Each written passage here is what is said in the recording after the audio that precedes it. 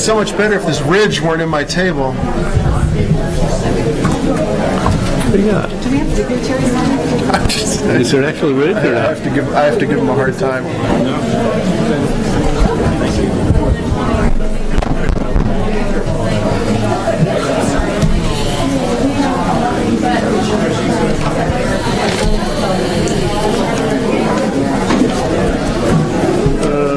have an agenda even. Jack, he's ready to go. He's rolling. All right, Patrick, ready? All right, good evening, ladies and gentlemen. Welcome to the CROA Board of Directors special meeting for November 8th. It's now 5:32, so I'd like to begin with the owner's comment period. Have I got all the lists? That's it. Okay. All right, let's start out with Steve Northridge.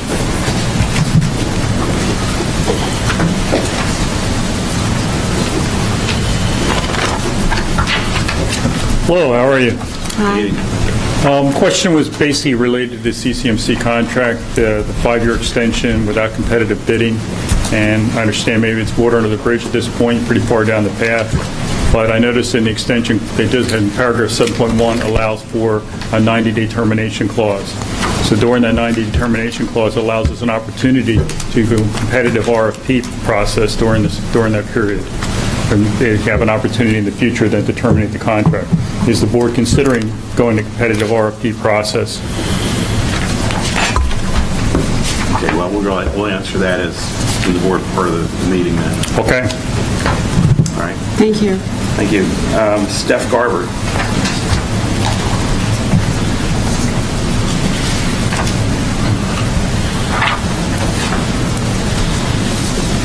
Good evening. Thank you for serving as the board members, because I'm sure it's a lot of work. I had just wanted to say that in my many years in business, I have found that the most profitable contracts that I have from my clients have all been ones where they do not competitively bid it. And on occasion, if they say, well, it's been 3 or 4 years since we've competitively bid this, so we're going to send it out on bid. And I'll say, well, why don't I see what I can cut off my price and come back to you, and maybe that would be attractive enough not to go out to bid. It still remains a very, very profitable contract. So I just thought I'd add those words. Thank you. Thank you. All right, Cookie Kelly.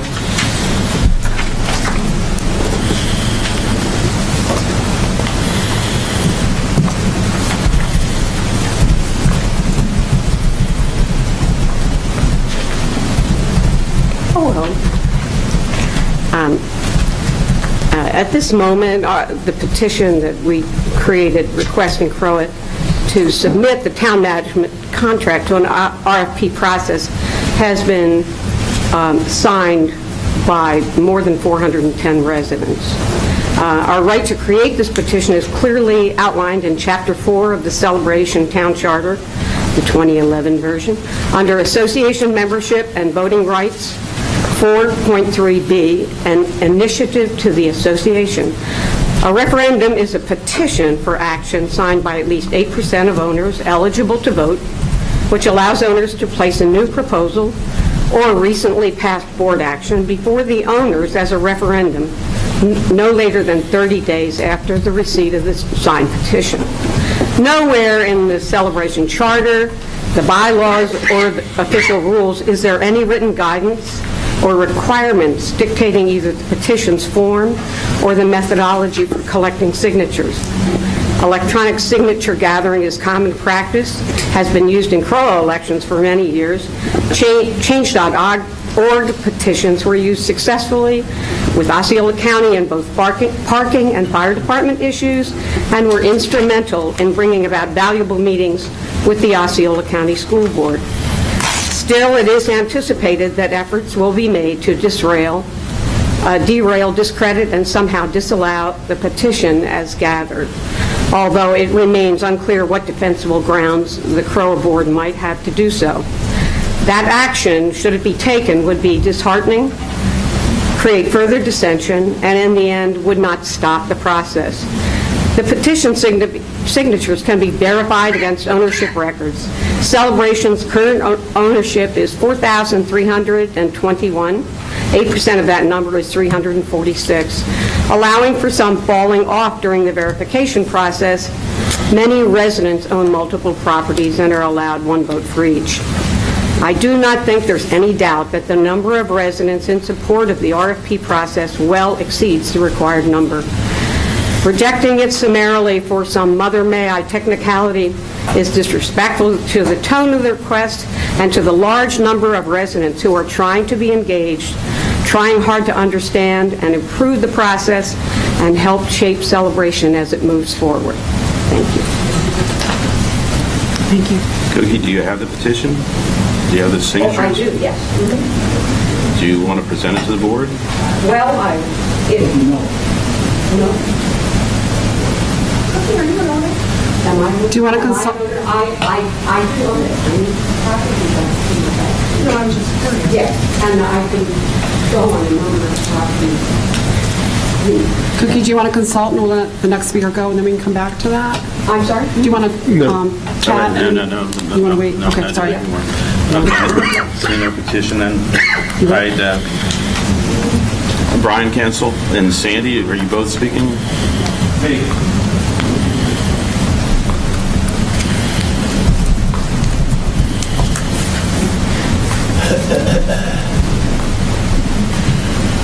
First off, I'd like to thank you for your time, too.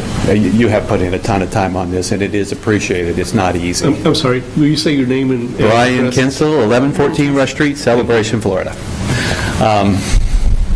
Okay. I sent comments on the budget and the contract to you on November 2nd. Never got a response. So there's two items I'd like to talk about a little. One is, last meeting, the comment was made, this has been a pretty transparent process. Really, a lot of us, what have we been focused on since we've been coming to these meetings and since December is pricing transparency. And I used the example in that email I sent that if we want to buy a TV, you can go to Amazon Prime, you can go to Best Buy, you can go to Walmart, you know what a fair price is for a TV. I still find it very hard looking at the CCMC contract and the budget materials to tell how much money CCMC is really making. There's an $8,000 monthly fee, which is $96,000 a year, and then there's an additional load of 34% on salaries for full-time employees and 20% for part-time. The 34%, I believe, has to have profit margin built in it. As an example, I called a professional reinsurer I work for that has offices in New York, San Francisco, Chicago, and Miami, and their load is 22%. So there's profit in there.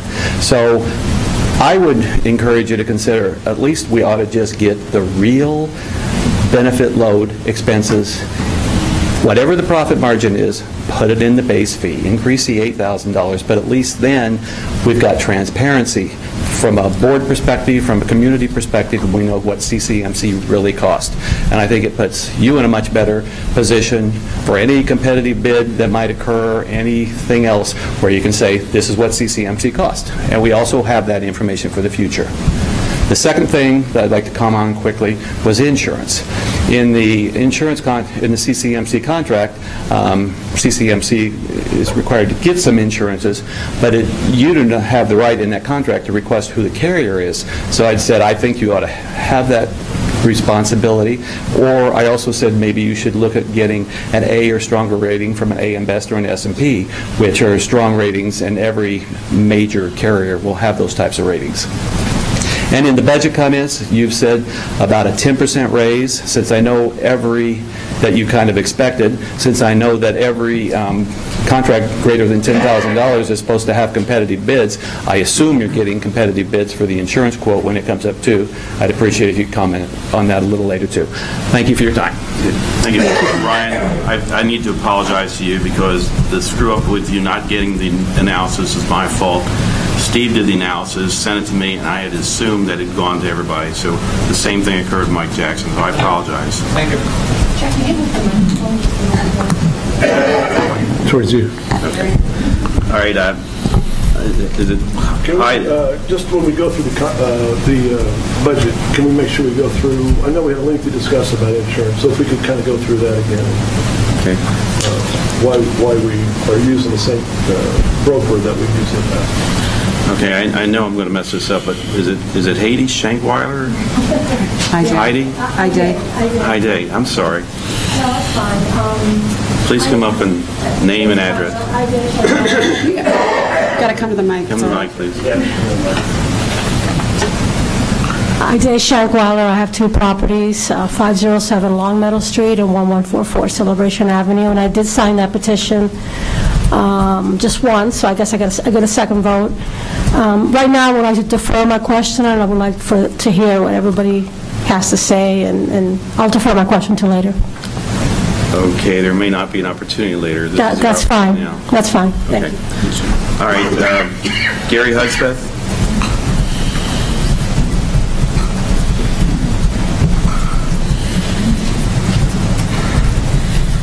Gary Hudspeth, 1471 Resolute Street.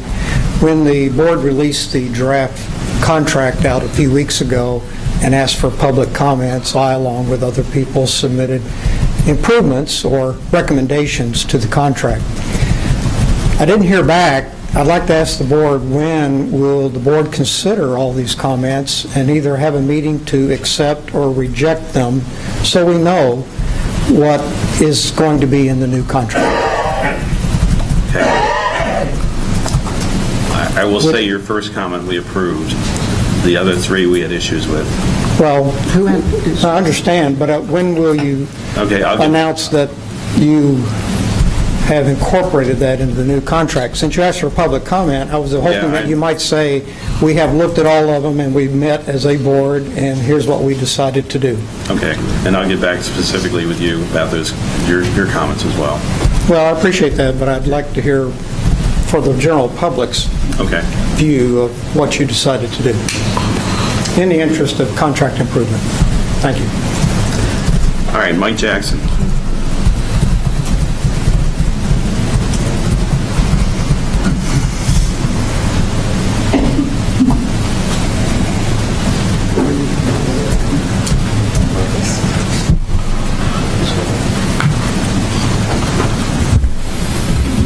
We'll start. Mike Jackson, 413 Sycamore Street. I'll be quick here. Much time has passed since I attended the first meeting regarding this topic almost a year ago. Let me share with you the reasons I have heard for not doing an RFP from the board. Again, reasons for not doing an RFP from the board, and share my thoughts. 5 items. First, it is not required by state statutes. A liberal reading of the statutes could lead to this interpretation, but many things that are not required are still good practices, especially where there is a fiduciary responsibility and other standards of conduct in the document signed by each board member. You may not be in violation of the law for not doing an RFP, but you certainly have a problem with the people you have pledged to serve and represent. Look around the room at all these residents that are signing the petition. They do care. Number 2, it will cost money to do an RFP. There are many residents in town with experience and expertise that have already volunteered to provide support and counsel. A task force of those residents and board members could virtually remove all cost. We do not need a third party. It is also worth some money to have residents comfortable that the CROA board perform this analysis in a professional manner and restore trust. Number 3, CCMC is the best in the industry. There is no need to bid. The request to take the contract out for bid has nothing to do with CCMC. There is little, if any, objective evidence to support this assertion. People have developed feelings from casual interactions at a regional community association institute conference and the internet. In a workshop mid-year, Pat Wasson of CCMC stated that if the board wanted to do an RFP, they would help and participate. Number 4. We have a rebid from CCMC that saves residents an estimated $100,000 per year. As stated earlier, this is not just about economics. Involvement of other providers in a bid will give us transparency to best-in-class practices and contract language in the current environment. We think the economic rebid for the early extension offered by CCMC was accepted by CROA without further negotiations. Even if the savings estimate was increased, we would still strongly urge the board to go to the market. This is the first language change in the HOA contract since it was drafted by Disney back in the year 2000. We need a current look at the market. Number 5, we will lose all the employees if we put the contract out to bid. This is just a scare tactic. Language can be incorporated that if a new company wins the bid, they must take all the employees. This is standard language in any contract situations where a third-party operator is involved. The new company wants the experience and the expertise of the staff for continuity. So, what would we like the CROA board to do? We respectfully ask that you table the management contract, form a task force, much like the education task force that was so successful. The current developer of Island Village is embracing the recommendations. Mike. I'll wrap up. The task force could consist of 3 CROA board members and several qualified residents. There could also be an advisory group to this task force that would be made up of subject matter experts in the community with specific skills and experiences that Mike, would be your critical. time is up.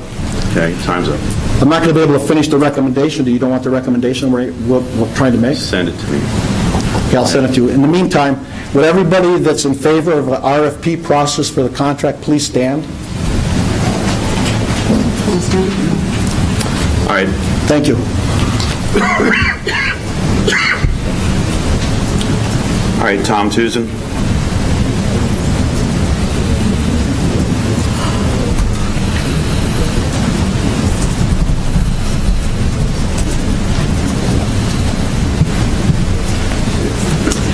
Tom Tucson, 11-4 Rosemary Way. So way back in December, I think a lot of you realized that I was for an RFP. It was definitely time for an RFP to move on from what happened in 2007. And then it was up to the board. You guys were voted in by the residents of this community to go ahead and do your fiduciary duty. People use the word fiduciary incorrectly because it fits their needs. My problem in this whole year is you guys have posted all the meetings, all the videos, and everything that's been done. That here we are, almost at the midnight hour, and we're going to raise petitions and stuff. For heaven's sakes, be respectful as a community. Do the petition like 3 months ago, 6 months ago. Get the board to go that. Now that you have what you have, we're going to go ahead and divide the community. And as a resident, as a homeowner, it disgusts me. The problem I have, though, is that this isn't just about the management contract. I've gone to meetings and sat silent, and I've heard Mike Jackson go ahead and speak time and time again of the many things that has been repeated. The problem is that it keeps getting pushed to go ahead and be something that it isn't. From an email dated on May 24th, Mike Jackson said he listed 2 things that were very important from an RFP. Our new agreement is updated to be in line with industry best practices, and we have a high level of quality and service at the best price. The board had the agreement completely rewritten to an industry standard, and after the board's investigation and other companies and communities, you got the answers. You went to shows, you talked to other people, you saw what the pricing area was, you did that. The problem is just like the last time. It's not the company. You know, it becomes, we don't want CCMC. Go on the back porch, that's what it said. And all the proponents, like Cookie, didn't go in and correct that, say, no, we want the best process. Because that's good to go ahead and make the disruption on that. Mike Jackson paraded foundation member after foundation member in the early times to go ahead and talk to the board. I sat here and watched that. It makes me wonder. Even Gloria, who's the director of the foundation, introduced herself as that and said, you guys should go to RFP. Why is the director talking? I don't understand that. Okay.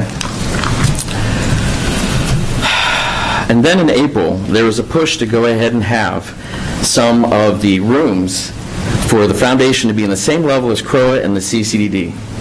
Gloria said, we're just like a government. It's a foundation. It's a nonprofit. What's going on? Then we apply pressure to go ahead and say, all right, we're going to have secret meetings, and even came up with a budget on how the community can purchase the Stetson building and what CROA would have to pay over $300,000 as a mortgage. What? Who's playing what? Why is Mike Jackson and the foundation pushing for so much control of CROA? And just recently, an email goes out to Thriving in Place and the foundation, utilizing the foundation as a political tool to go ahead and sign the petition. That's ethically wrong. One last thing. The CCD has never had a competitive bid process. The CCD claims they're happy with 7 Trent and issues that they have that they have are working through it, and no one is clamoring for a bid process. Yeah, can we treat everybody fairly here? I'm trying to. Okay, then let's go.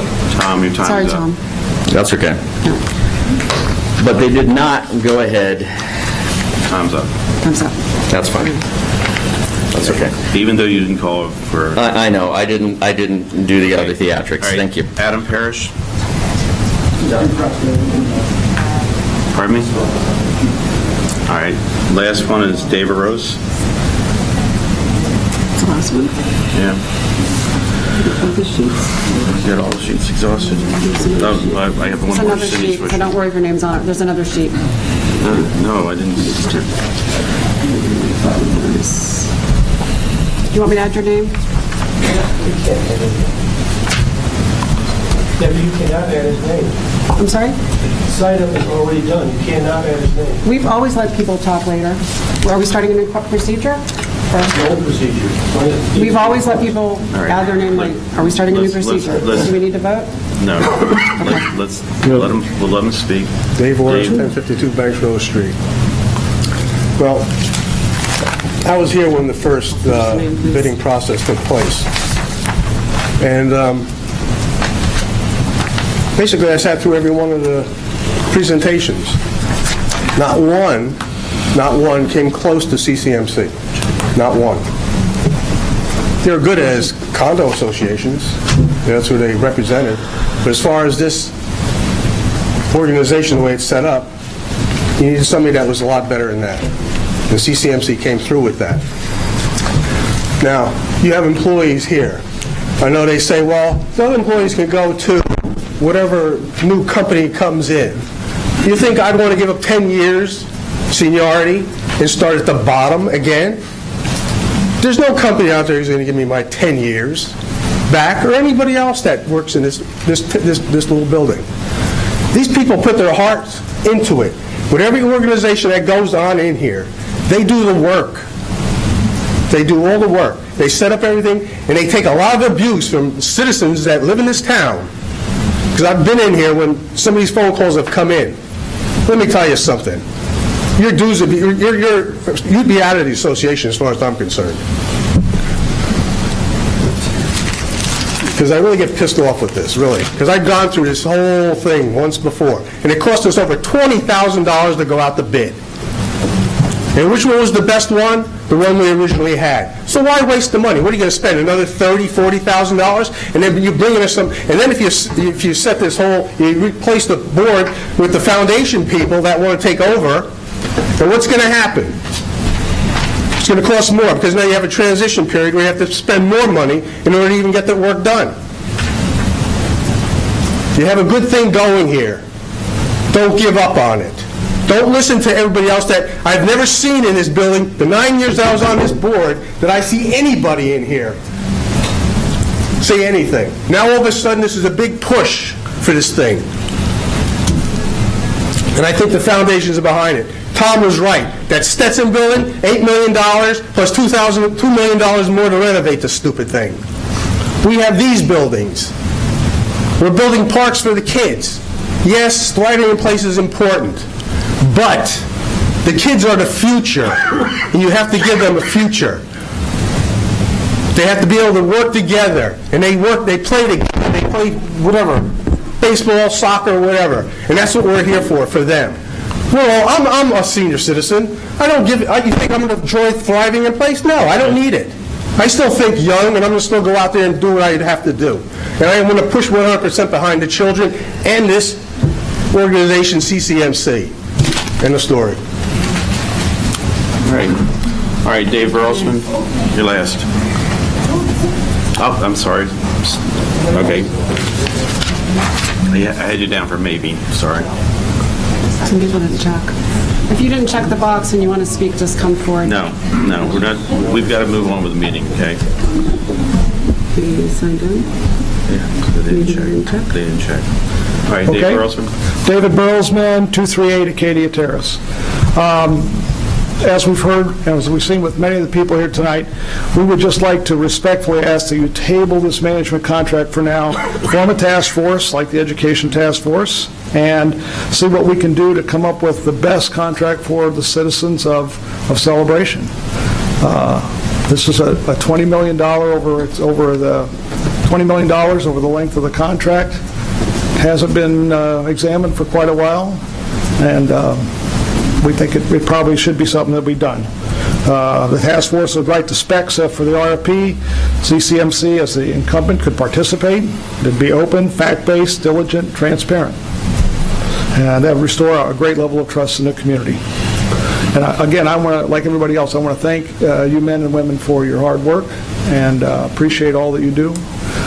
And hope we can make this work out smoothly for everybody. All right, and then Cindy Swisher is last on the list. I hate being on anybody's list. Name and address? Just a minute. I'm not reading all this. I was going to pick and choose, so now that I've heard everything, I know what I want to say. My name is Cindy Swisher. I live at 1204 Downey Place, and I've lived in Celebration since the fall of 2004. Full disclosure. Yes, I'm the wife of board member Tim Swisher, and yes, I worked for CCMC for about 8 years as the administrative assistant to the executive directors, and yes, I'm also a friend of Pat Wasson. I know that many of you are thinking that this in and of itself smacks of prejudice on my part. However, in my opinion, it supports the fact that I have a clearer perspective than most residents. I want to defend this board as well as all the men and women who have served over the last 10 years plus that I've lived in Celebration. During my tenure at Town Hall, I attended more CROA workshops and meetings than I care to count. I can tell you that, in my experience, this group of dedicated volunteers has always had the best interest of our community at heart and has never made decisions lightly. I remember a day when workshops were held at 9 a.m. in the morning, the day of the board meeting, and lasted until 1 or 2 o'clock in the afternoon. The actual board meeting, which was preceded by a recap of what happened at the workshop, started at 6:30 and often lasted until 8:30 or 9 o'clock at night. The suggestion made on social media that decisions are made in 3 minutes and comments like they're trying to cover their arses are not only insulting but laughable. Most of you have no idea how many hours these folks put in week after week, and for what? To be raked over the coals by individuals who have no idea the lengths they have gone to trying to serve the community and protect our investments the best way they know how. This latest dust-up revolves around fiduciary responsibility. Each member of this board has spent countless hours researching industry standards, visiting other communities, interviewing other associations, and crunching numbers to arrive at what they feel is a fair contract with CCMC. They have certainly performed their due diligence, which, by the way, is defined as research and analysis of a company or organization done in preparation for a business transaction, and then some. I'd also like to quickly address the notion that prominent members of the community can wear different hats to fit the occasion. In my previous life, I was a banker for 28 years. The one thing that went without saying was that as a bank employee and a community leader, you never, ever commented on controversial topics or political indecision or anything. You can say you're speaking as a private citizen, but the truth of the matter is that one cannot be separated from the other. You can ask questions all you want, but as soon as you speak out in a public forum or publish information encouraging others to join the process, it's assumed that the organization is behind the initiative and is asking for your support. And lastly, this whole situation has gotten out of control. The bottom line is that this board was elected by our residents to act in our best interest. I had a boss that liked to say, lead, follow, or get out of the way. This board is doing what they are elected to do, lead. We need to follow their advice. Don't forget, they are owners too. Thank you, and they get out of the way and let them do their job. Thank you. Thank you. All right, that concludes the homeowners' comment period. I had some things. Did anyone else receive any emails from people that were out of town? No. Did anyone else receive any emails from people to read their letters? Nope. I did. Specifically to Jack? Yeah. I did, and it's all been covered. It's all been covered? Yes. The same thing Mike Jackson brought up. Do you want to read any of these? I don't have those letters.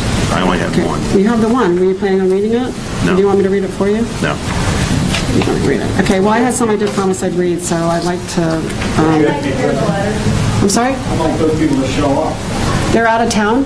They live in the community, they own a home, and they're out I'll of town. tell you what, when we get to the discussion portion of it, if you'd like to bring it as part of your discussion, that'd be fine. Okay, But let's and move on to if the they meeting. are watching, and I know some of them are out of town, I apologize. I normally can speak for individuals at meetings, but I think we have a new policy evidently. Okay. All right, so see, let's verify the meeting's been properly noticed. Yes, it has. Okay, and verify we have a quorum. Yes, you do. All right, let's please rise and say the Pledge of Allegiance. I pledge allegiance to the flag of the United States of America and to the republic for which it stands, one nation, under God, indivisible, with liberty and justice for all. All right, so this time I'll call the meeting to order and ask to adopt the agenda. Do I have a motion? So moved. And a second. Discussion? All in favor? Aye.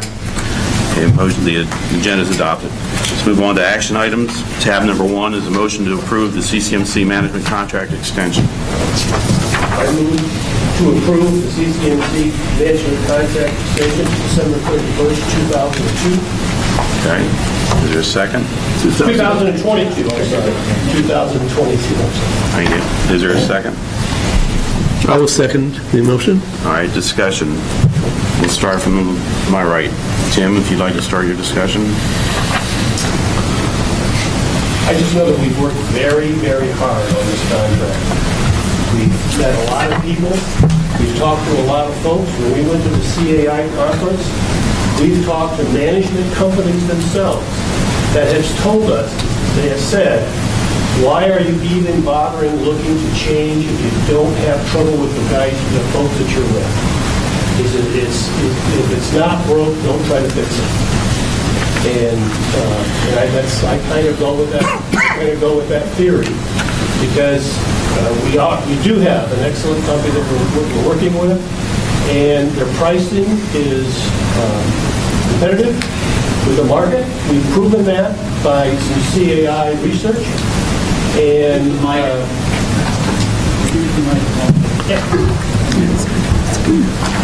we've proven that with some CAI research, and there's no reason that I believe that we should postpone in any way, shape, or form the approval. Okay. David?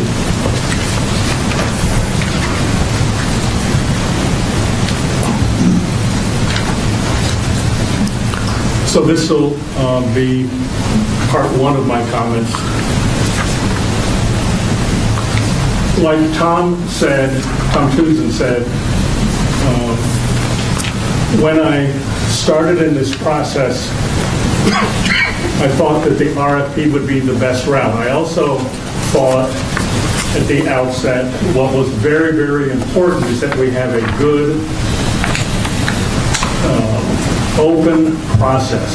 No back room. I've seen a lot of back room deals elsewhere, and I've seen a lot of back room deals here.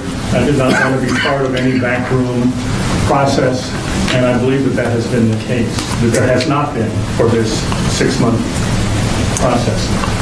And I pushed very hard on this. Paul and I led some discussions with the board through a process of looking at various alternatives. RFP is an alternative. It's not an end-all, it's an alternative. Self-management is an alternative. Continuing the same contract. We could have taken the prior contract, and as has been done on several prior occasions, simply add a new date and a new set of prices. In other words, add one page at the end. We looked at pros and cons on each of those. And I came to a conclusion and shared publicly that now is not the time for a change in management companies. So some of the things that I worked hard on and other board members worked hard on is to put in some standards within the contract, such as management consultant coming in to review and look for greater efficiencies. I do believe that there are greater efficiencies can be found and greater cost savings and different and more effective and more pleasant processes for all of our residents. I do believe that many, and I'm one for documentation with good protocols and good documentation. So if, God forbid, people were no longer here, they're in an airplane or in a crash, that someone else can pick up. Someone with experience can pick up and say, yes, I've read the files and this is very helpful. So I came to the conclusion that now is not the time to make a change. The future, yes, and I don't mean pushing this down the road, but the future can be a time for making change when we have some written protocols clearly documented. An example, not to belabor it, but with the hurricane. When I read the hurricane preparation written documentation, I went, this is all there is? And then I saw behavior by staff that was spectacular. I saw things done that were not in the documentation. That needs to be in the documentation for the next hurricane, because we know that one is coming sometime, hopefully decades from now. So then, again, we as a board looked at pluses and minuses of RFP, self-management, that may be an option. I know that's been discussed in the past. So then looking through the looking through the contract, scope of work, putting things in, taking things out, refining, reorganizing, clarifying, making it crisper.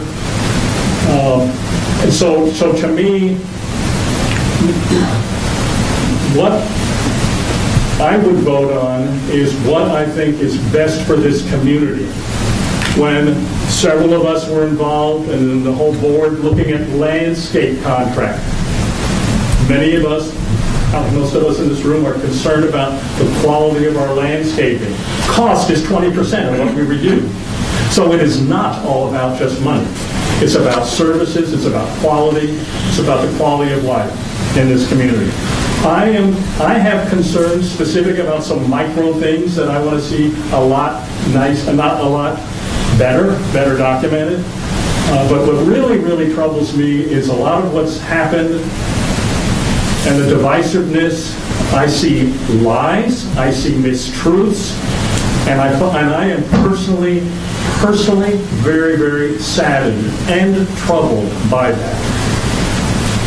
I hate the divisiveness, the lack of trust. I know nothing about, I hear stories, but who to believe? I know stories about the past, but it's not about the past. What's best for Celebration is we move forward from here. So I'll end my comments with that. All right, Paul. Okay, so, I wanted to start by saying as well, I agree with Dave that, I'm very proud of this board and the amount of time. Sorry about that. Can you hear me now? Okay. The amount of time that this board has put into this process has been tremendous. And the major point, too, is that it has been transparent. I think, and again, I've said many times, I commend Eric. Eric has really been a real proponent for transparency in the community. And, our whole process has been transparent. So, like Dave said, there hasn't been any hidden or whatever things going on.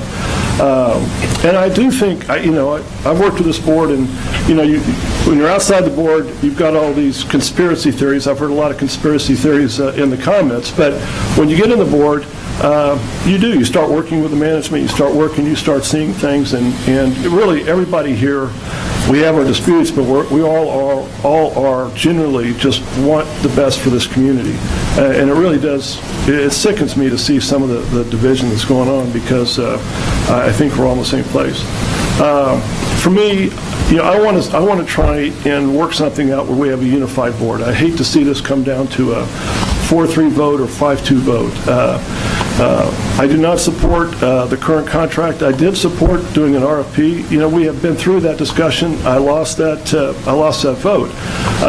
But to me, when you negotiate something, I'm not dead set that an RFP is the way to go. I negotiated things where you say, okay, listen, we've got a good provider. Listen, come and, if you are willing to present a deal that knocks our socks off, things are going great, we're moving ahead, we'll give you an opportunity before competition, make a great offer to us in the community.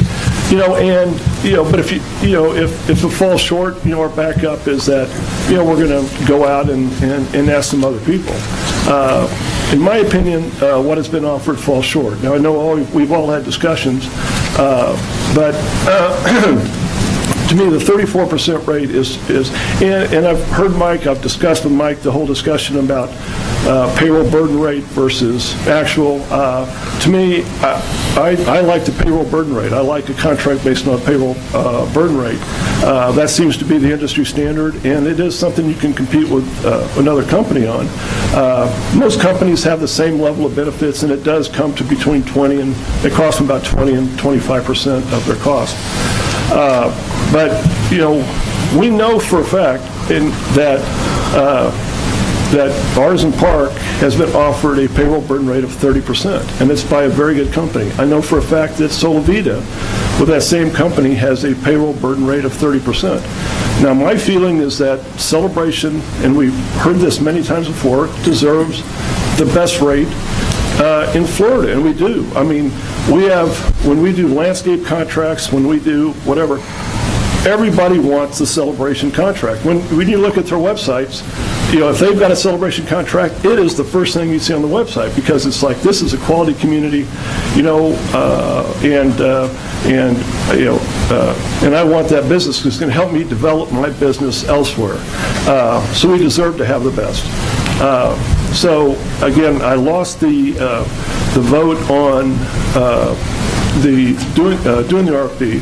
But what I would propose is that we offer, in a negotiation, again, it's an offer. What we have been offered is a first offer by CCMC. So, I don't know how many times, that's their first offer. And when you have a negotiation, you kind of go back and forth. And we really haven't, a lot of people just accepted the first offer that we got. What I would like to do is offer back what I think is the right deal. Now, CCMC can come back and say, I don't want it, or I'll give you this or do that. But I think our fiduciary responsibility is to try and get the best deal we can for our residents. And the difference between 34% and 30% is $65,000 a year. So over a 5-year contract, that's $320,000. That's a lot of money. We can do a lot of good stuff with, and we deserve that rate. So what I would propose is that we offer a 30% payroll burden rate. And the second thing that I would offer is that we make it a 3-year contract. And the reason I would suggest that is that we obviously have a lot of people. We have not had an RFP in a long time, and in 10 years. We've had a lot of people say, ask for that. And we need to listen to the folks here. To me, the right way of going about deciding this is not through petitions or whatever. It's through votes. And 3 years would give a chance for Steve to develop his team. It would give us a chance to look at all the different options, whether it's self-management or whatever. And then in the ballot box, if people want to run and say, I want an RFP, they can vote, then they get the votes, and they're there. But to tell everybody you got to wait 5 years, to do another RFP, it's just too long, and I don't think it's fair based on the comments that we've gotten from our residents. So those are the 2 adjustments I would like to make to the contract.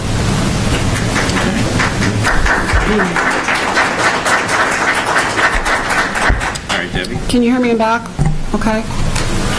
Okay. First of all, before I start, I want to say I've never, in the many years I've lived here, seen anyone stop public comment. So instead of reading these, I would like to ask the board's permission to attach these to the minutes. Do you guys have a problem with that? Or do you want me to read them all? I think you ought to read it because nobody's seen them. Do you want me to read them? Go ahead. Okay. Well, one was sent to you, and you chose not to read it. I'm just saying, you received them. Nobody else received them. No, you received this one, Jack, here. I received one. Yeah. From Martin. You received this? Ruth Ann Poe. I'm sorry? George and Ruth Ann Poe. Okay, then you received one that's not being read. So do you want me to read them, or do you want me to attach them to the minutes? Read. Okay. I'm going to shorten some of them because some of them are long. This one is from Jonathan Shank. Dear Board, I would encourage you to not extend the CCMC contract. At the very least, do not extend the contract until they resolve the issues with poor maintenance, specifically in the service area. I would be happy to walk any of you through my property and show you the issues, some of which I have been trying to get resolved for years, no exaggeration, and some of which CCMC staff themselves have found and informed me of. CCM staff have agreed they need to be resolved and are under their purview, but the issues are rarely resolved. I love celebration in my home, but I wish I had purchased a single home. It would be much less stress, getting things taken care of, the exact opposite of what owning a service area townhome should be. Thank you, Jonathan Shank, 625 Mulberry. Dear CROA Board, thank you for the invitation in the June 2nd Friday Flash to share our thoughts. Did you guys get this? Who's it written by? It was sent to the whole board. I'm sorry? Who wrote it? It's by Christian and Susan Matheson. Okay. Dear CROA Board, thank you for the invitation in the June 2nd Friday Flash to share our thoughts and experiences about what is and what is not working at Town Hall under the management of CCMC. We are original owners of our Town Center condo, purchased in March 2005. We have read all of the documents, covenants, and declarations related to celebration and are cognizant of the separation of functions between CROA, and other entities in town. Based on the information available to us, we do not think that CCMC has acted responsibly with regard to ensuing compliance with the community-wide standard for all properties in celebration. Paige Pierce, president of both CROA and CJC is Celebration Joint Committee, stated at a CROA meeting last summer that the same staff of CCMC are responsible for managing both the commercial and residential properties in town. Paige stated that CROA, Celebration Non-Residential Owner Association, relies on the staff of CCMC to bring covenants violations to their attention. We question whether this was done in a timely manner regarding the property of Town Center. On several occasions, we reached out to CCMC regarding obvious covenants issues in Town Center for which Lexington was not taking appropriate action, with the understanding that CCMC had the mandate and responsibility to cite violations and or escalate noncompliance to the appropriate board. Our personal and specific experiences include, and I'm going to summarize this because it's very long. On December 26th, we met with Pat Wasson and raised issues related to the maintenance of Town Center buildings. In December 2008, we visited Town Hall and were advised by the young man at reception that there had been a recent covenants inspection of the Town Center area, but the report had not been distributed yet. On January 14th, 2009, we copied Pat Wasson on a comprehensive document of 17 pages we sent to the president of Town Center Condo Association, detailing all of the communications between us and the Town Center, and have never received a response. On 2009, in January, Pat Wasson was subsequently copied by Jillian Walker, Lincoln Property, writing as agent for Lexington Celebration Commercial. On her response to the document we sent to the Town Center Condo Association, and Pat was again CC'd on our reply to Jillian. We received no response. On February 2009, we contacted Patrick Dumais, head of covenants at Town Hall at the time, to ask of the status of any past or future planned covenants inspections of Town Center condo area. Having not received a response, we visited Town Hall again in April of 2009, spoke to Patrick at length, who promised to look into the issues that we had documented. After sending all documentation to Patrick, he confirmed receipt of the information, advised us he had not had a chance to review it. He never got back to us. Why did CCMC ignore these obvious covenant violations? Why did CCMC not carry out covenants inspections on the Town Center area during the first many years that Lexington owned the town? If they did reach out to Lexington to remedy the visual deterioration of the town and it was not done, why did CCMC not bring these violations to CROA's attention? It goes on, but basically, I think the frustration in general for the Town Center residents, 105 people, is that all 21 buildings in our downtown have reached the end of their useful life, and there is a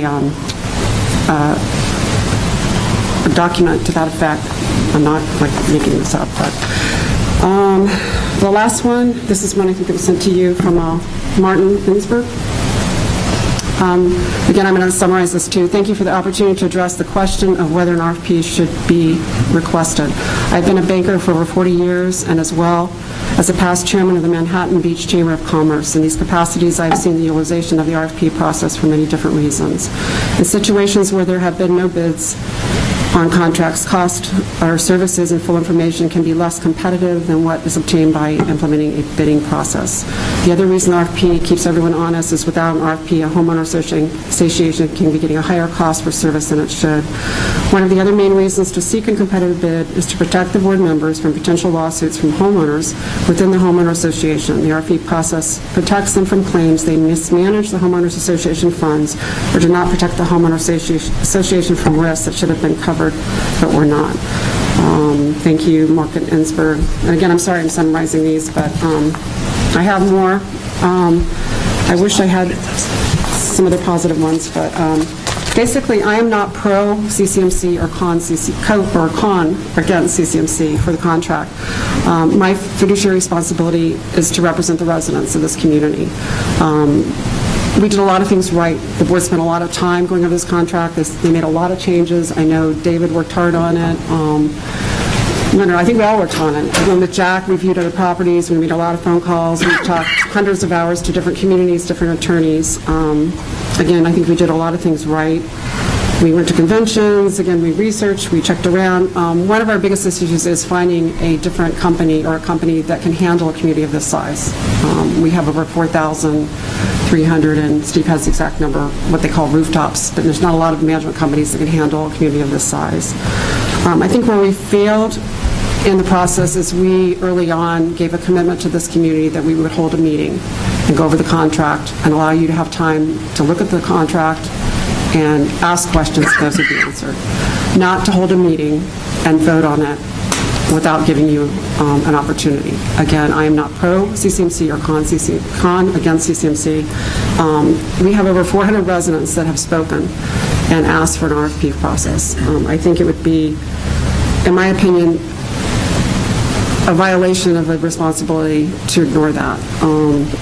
I don't think doing an RFP is going to hurt or change the information that we look at. If we look at other companies and we have CCMC to compare them against, it's going to be what it's going to be. I don't think that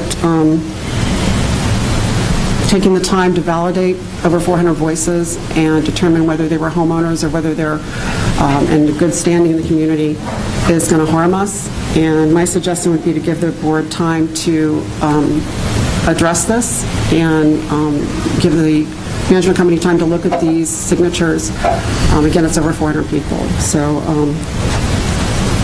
I also think it's time just to, I just don't know what the rush is. I mean, I don't know what another couple weeks or another meeting would hurt.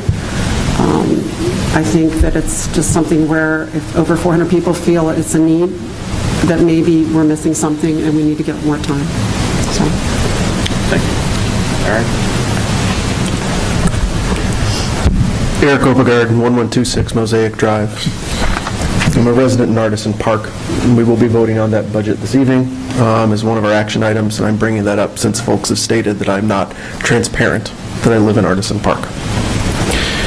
I want to read something that's right off our community website, which we do have an official community website, that states, if you visited Celebration, it's likely that our residents have already helped you feel part of the community. Perhaps it was a simple smile someone shared as they passed by on the street. Maybe it was a friendly chat they had with a stranger while shopping. There's a reason Celebration is not a town, but a community in every positive sense of the word. While the population is diverse, the residents share a strong sense of community spirit and desire for friendship with their neighbors. Over the past couple of weeks, I haven't seen any of that. I've been threatened personally. My wife has been threatened personally when they find out that we have a very unique last name. And I'm at the end of my 4 years here on the board. I'm tired. I really am. I'm in support of what we've done here. There's been over 15 open meetings on this topic that we've had. Not all in the evening, not all in the morning. We've gone into neighborhoods where we've had meet and greet sessions. We've had lots of things. The most recent community survey that we did also had open-ended questions on there where it provided time for people to feedback. Those of you know that I try to stay active on a lot of the unofficial social networks that we have in the community. You may see that I've been absent on those in the past couple of days. And mostly it's because I received lots of threats over that I was not doing my job, that I was not caring about the community.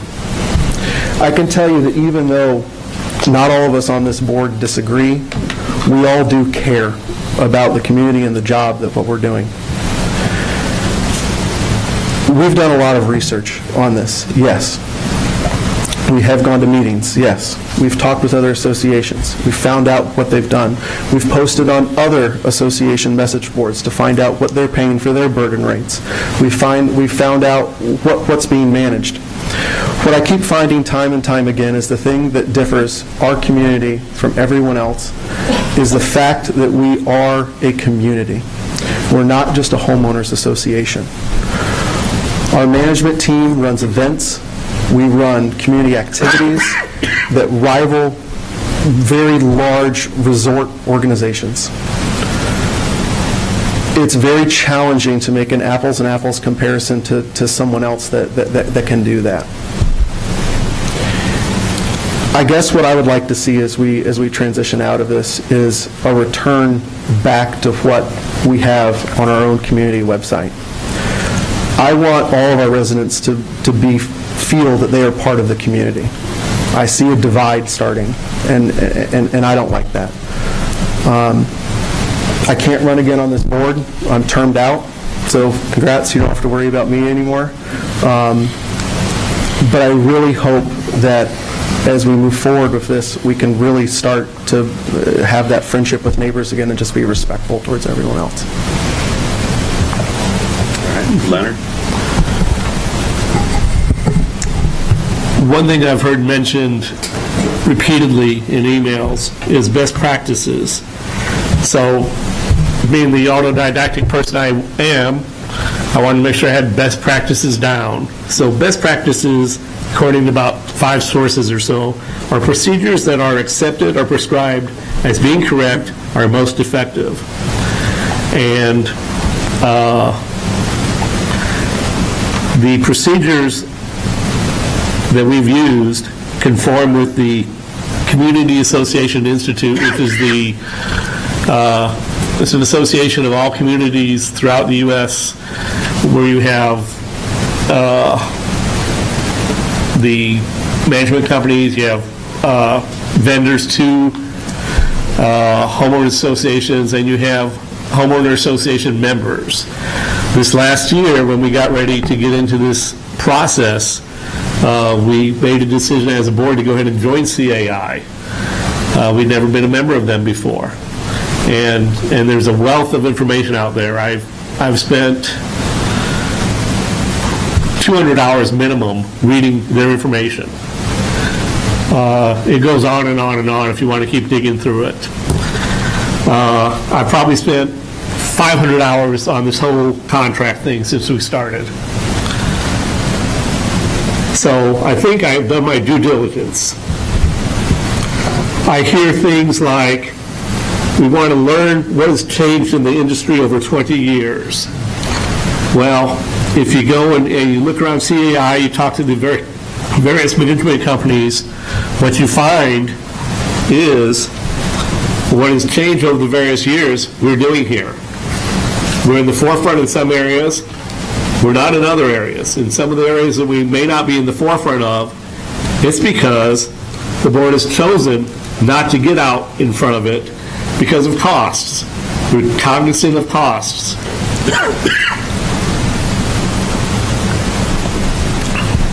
Sorry, I've got to switch over to... we've had a lot of questions here tonight, and I'm looking for one of the pages I just wrote a while ago here on them.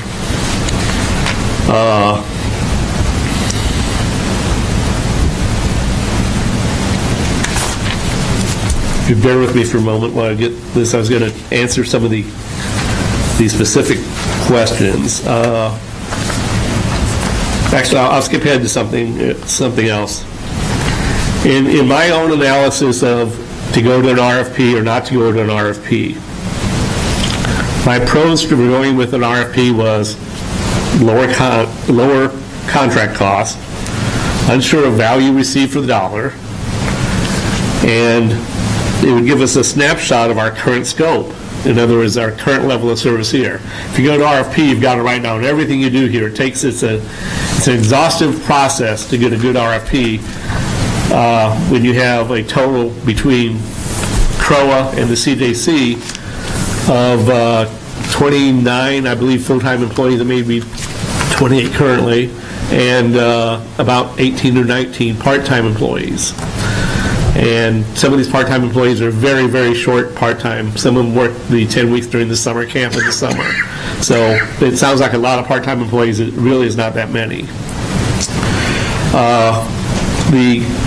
The reason for not going to an RFP was the cost of the RFP, the unpredictable and unreliable results you sometimes get out of RFPs, even if you put them the very best way you can. The realization that we could ascertain the value we were receiving and then adjust it to what we, and what in my opinion is a fair price for this type of contract after looking through industry standards, et cetera, et cetera. And the very last thing is, whenever you change management companies, there's always that, what did you leave in or leave out of your RFP? In other words, it's what I call in quotes, yes, it is covered. We don't have to worry about that here. We can have something that's not on our contract and go to Steve tomorrow and say, we'd like you guys to start doing it. They're going to start doing it. We've got 21 years of experience of having that done. You go to an RFP and you want something else done, it's like, I'm sorry, that's not included in your contract. For only another $30,000, we can do that for you. So that's my deal on the RFP in and of itself, without even getting out into costs. And I will hit cost in just one moment here. Have I exceeded my 3 minutes yet? No, I'm kidding.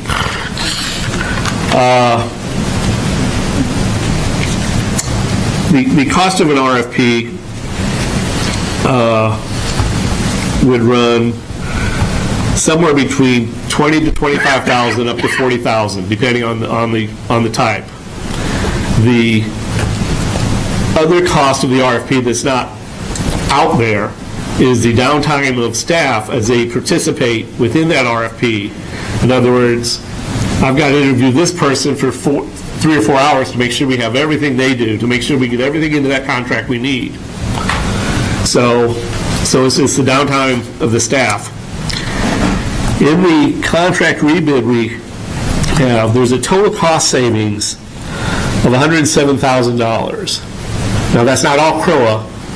Part of it is Artisan Park cost savings with their employees down there, and part of it is Canoa's cost savings, because if you don't know, we have approximately 11, is it 11 or 12? The CJC employees. Under the CJC budget. I have to pull up this spreadsheet. It's say 12 people that are paid by the combined joint committee. Well, that money that's paid is 75% paid by CROA, us, and 25% paid by the Celebration Non-Residents Association. So out of that $107,000 savings, it whittles us down to just short of about $80,000. That's true CROA savings. I'm sorry, there's 15 CJC employees. So as we get through that, and we say, well, let's take the 100,000, I'm sorry, the 80,000 true CROA, I'm sorry, the true CROA savings. That's $20 per household out here. And that savings goes into effect in 2018. If we do anything else other than sign a contract between now and the end of the year, we wind up losing that amount of savings, the whole $107,000 next year, because we will not have a contract that will be superseding our prior contract. So you take that $80,000, you add even 20,000, you're talking $25 to $30 per household to do. That's based on next year's budget, and it's not in our budget. So that would mean where we're at with our budget, which we'll be talking about next. You'd be increasing our budget by those figures in order to do it. These are strictly numbers which I'm not a good orator, but I talk numbers really well. As far as the absolute burden rate, I really don't need to know exactly what percent CCMC is making. In other words, if they are really great at shopping for health insurance and they do really well with providing these guys top health insurance, but they're just very good at shopping for it, so they buy it for less than Company B, that's to their credit. The actual burden percent, as I read, and just in the last day or two, I thought, where's just a good place to pull burden rates out of? So I went to the old Department of Labor, to a June 2017 report issued. Has a nice little chart down here. We're in the southern region. You see we have a little bit less wage base total there, and it has across there it goes through the cost and the burden rate on. Well, the burden rate on this particular chart shows $1.40. So for every dollar of salary, you pay out $1.40, and that meets where you are. Our contract's $1.34, but we shouldn't really refer to this because what this also includes, and someone will point it out to me if they go and look at it, they'll say, oh, but there's vacation in here also. And it gives a $2.05 vacation as a portion of this total burden on this particular. They use one particular salary. They show what the burden rate would be on that salary, and when you go through and you do it across that way, it comes out to be a 1.31 burden. Sorry, comes out to be a 1.31 burden. Well, that's the expected burden on that kind of salary through there. Are these guys making 3%? Are they making 5%? Are they making 6 or 7%? It's not a. It's not a. I don't want to say it's not inconsequential to me. It's consequential, but the reason it's less important is they deal with the problems going forward. So if next year health care goes up by 10%, and we had a cost plus contract, which we don't. We have a burden rate contract. But next year, if healthcare went up by 10%, they may come back to us and say, you know what? Here's our new cost for your employee this year. It goes up by this amount because we're covering all our employees at this rate, and that's where you are.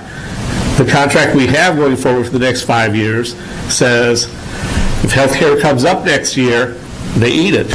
If it goes up the year after that, they eat it. If it goes up the year after that, they eat it. Our burden rate is stable for 5 years. I probably have a few more things. You want to go, Jack? I've got to find the rest of my stuff now. All right. I've got one request from Debbie to speak for a few more minutes. Go ahead, Jack, after you. No, I'll finish up for everybody. I'd like to go after you. Thank you. No. I need to go after you. I'm going last. I'm sorry. You don't get to go last. I've already gone. You go. I'll go after you. Actually, Debbie, he is the president. He can set the order. Yes. Yeah, the order. Everybody's talked. I'm in the rebuttal phase. Oh, my God. Oh, there's no sound? Okay. Is Patrick still around?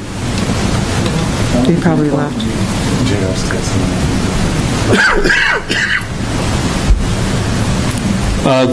That has happened once before, but the sound does come through on that. If so, the recording will be made available by tomorrow sometime. We'll make sure they get it up first thing in the morning. Is Patrick still around? Well, you just heard me. We're listening to it right now up here, and it's coming through. It's coming through. That's the live stream. We're on the live stream. It's coming through right here, right now. Okay. Thank you, Eric. All right, Debbie, this is your shot. Oh, so we're only talking once and we're done? Yeah. Oh, no. Oh, then. I wasn't. You have more to do? Tim, you have more to say? David? Paul? Anybody else Paul, have you have more more to say? Yeah, when we get say. to the point of... Discussion. Yeah, I thought we had discussion. I mean, I don't have any more to say now until we get to I the have more point to say. of So you go making ahead. a motion or not making a motion. Well, we already have a motion. Motion's been made. You know, I will say one thing, I'd Jack, like and I really don't want to go here, but the fact that Paul and I, and I think it's pretty clear where we stand on things, did not receive a notification of the November 8th meeting in our email is very disturbing. We could talk about a lot of things, but I think for now, you go ahead and let us have a chance to discuss like we usually do. Everyone says something and we discuss. Well, this is your opportunity to discuss. Talk. You didn't finish. Go ahead. You want to be the last. I did want to, Go ahead. have an opportunity to amend the motion, but why don't you go ahead and speak, and then...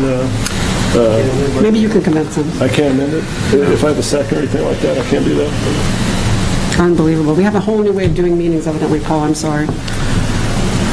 Actually, we've always done them by Robert's Rules, and Robert's Rules is very strict on what you can and cannot do, Debbie. We all speak, and then we all have discussions. I've been at this a little longer than you.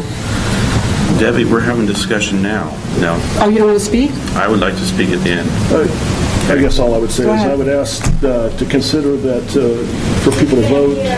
I would just ask for y'all to consider voting no on the motion and then voting yes on my amendment, which would be to take the payroll burden rate to 30% and the contract to 3 years. So I would just ask that. Okay. Go ahead. I want to refute one thing that everyone has said the cost of going to an RFP would be $25,000 to $400,000. I spoke to one of our two legal firms that represent us in June, and I did send an email to Jack and everyone on the board, of course. They offered to do it at no charge. They said it was part of their service. So I will just say that the RFP is non-expense. Now, I don't know what the election expense is, but with the petition, I believe we would have to do, is that correct? What's the cost of an election? A vote to send out to the community? It's approximately $2,500 for the $2,500, electronic okay. and the paper ballot. Yeah, so it's $2,500 for the election. I don't see an RFP cost, but again, and I have full confidence in CCMC and all of their staff and employees that if an RFP did go out, that they would still perform to their utmost ability. This is an incredible staff of people, very dedicated, and I wouldn't expect any of them to perform any less or to shrug their duties. It's just not something I see happening. All right, Leonard, you have more to say? I'm sorry, Eric, did you have more to say? Nope. Feeling Eric. Can I just correct one thing? Leonard, I think every number that I've seen is that the cost come up to between 20 and 25%, depending on the amount of health care that you might get. So you have to back out. The numbers I see from the Labor Board, it's about 70%. Then when you back out basically vacation, because we pay that in the salary, then you back out what they call is supplemental pay, which is overtime, which we pay anyway. That's 10%. So for private employers, for public employees, government employees, it's higher, but for private employers, the number they come up is right around 20%. So I'll be happy to hand this over to you, Paul. You can look at it as we go. If there's I've got my stuff as well, Leonard, so. Is this the one you have? Huh? I have it from the, so I just, all right, I just don't want, I think the impression that's wrong is that at 34% that it's like breaking even. That's not the case. There's, and I'm not saying that, again, the thing is, if we had an RFP, then, we would, bidders would sit there and put in the numbers that made sense for them. Obviously, they're not going to do this to not make any money. And we do know for a fact that Mars and Park is at 30%, and I don't think they're out there losing money. And they're 30% at Solavita, which is a $8 million contract. I don't think they're losing money out there. I do have a paper from the Bureau of Labor Statistics that's a little more recent than Leonard's, but it does come close to his, which is from September 8th of 2017, and it puts the that number at 30%, 30.4. So I've got, here, Leonard, I've got private industry 69.7% is wages and salaries. On benefits, you have paid leave and supplemental pay, which is vacation. We pay that. You have to back that out. And that is paid leave is 6.9 and supplemental pay is 3.5. That's about 10. So, someone's asked to be recognized from the floor. No. What's that? All sheet is based on an average pay of $60,000, which I don't think is the average pay of a CCMC. Adam, I'm sorry, you're out of order. No Thanks. more from the floor. But, okay, Leonard. We have new rules, remember? It's Don't the glare at me. You're Don't supposed you to be glare at me. recognized by the board and voted on, so to speak. Okay, Leonard, do you have anything else to say?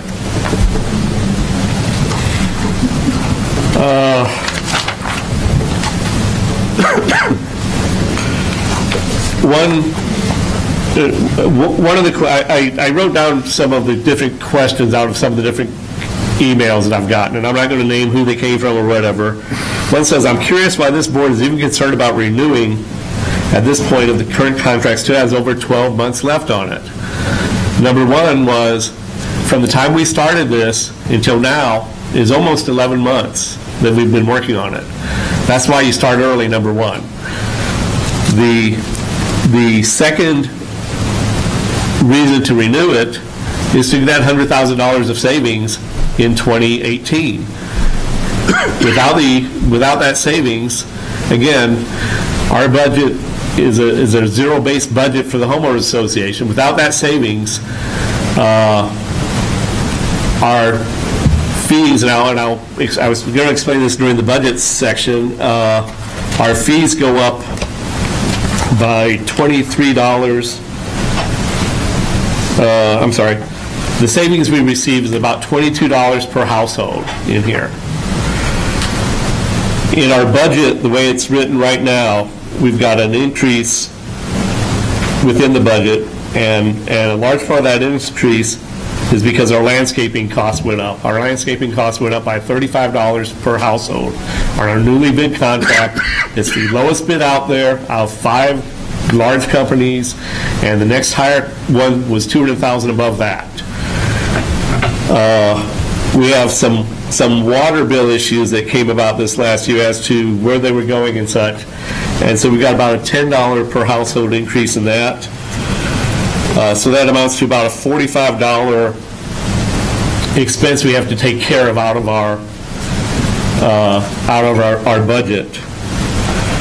The new contract takes care of $22 of that $45, which leaves us with about a $23 amount, which is actually the increase we're going to have on our dues this year. Everyone's seen it. We've put it out there for the last week or so. We've got an increase of homeowner association dues of 2.5%, which is $23 and something.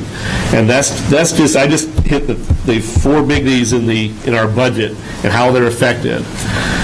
Going to RFP, like I said, you cost you $120,000 out of your pocket pretty close, easily. I was in meetings with 3 different law firms and a collection firm, and I've never heard anyone offer to do a free RFP. I don't believe it's out there.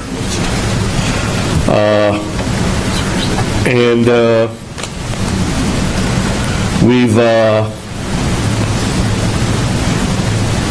basically, we've worked to ensure a fact-based decision and knowledge of the best practices in the HOA industry. I'm reading this off of comments I just clipped off of several different emails. People requested that the contract, or said that the contract lacks incentives for good performance and disincentives, or disincentives for, lacks incentives for good performance or disincentives for poor performance. Well, the incentive for performing well is to stay. The incentive for not performing well, that's the disincentive. You're gone. This particular person went on to say, without a competitive bid process, RFP, we have no way of knowing the current what the current best practices are in the HOA industry. Again, I've covered that once, in that the current best HOA practices you find through CAI. You go out there and read hundreds of hours of stuff, you find a lot of it. Not to mention, how do we know if we've received a competitive economic deal? Well, I've hit the economics of that a bunch.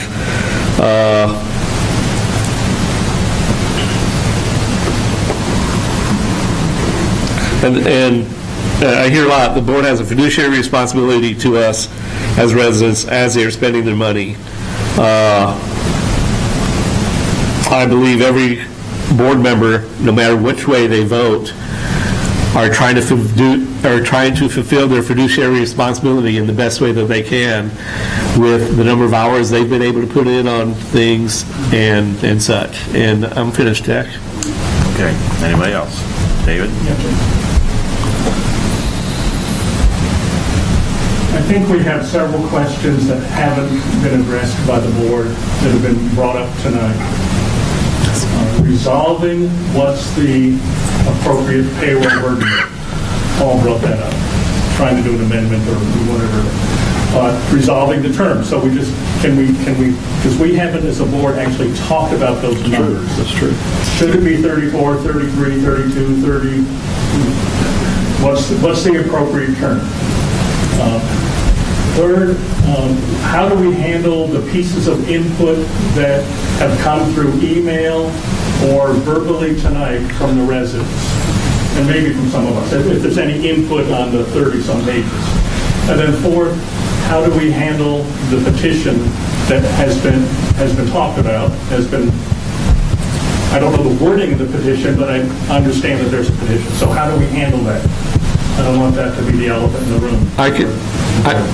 If I can answer how we have to handle the petition, the petition actually has to go to our attorney.